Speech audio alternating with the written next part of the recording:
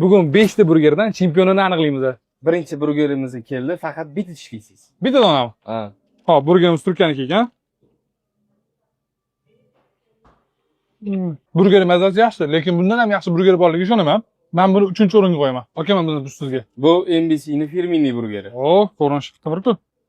O, sirlari lekin chetlaridan oqib turibdi.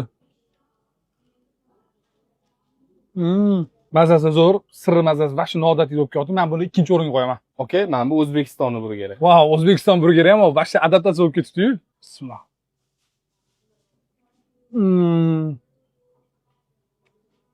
Mazasi lekin rasam zo'r ekan. Go'shtlari yumshoq bo'lib pishgan. Men buni bemalol 1-o'ringa qo'yaman. Birinchi o'rin qo'yasiz. Ha? Bundan keyingilari zo'r bo'lishi mumkin-ku. Endi bunisini vaqt ko'rsatadi. Koreyani burgerini yeb ko'ring. O, Koreyani burgeri ekan. Tovuq go'shtidan tayyorlangan ekan.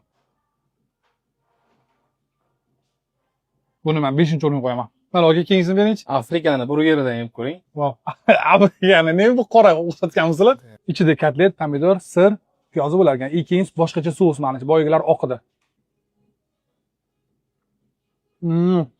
Mana ishi ham qora ekan. To'rga 100% tortadi.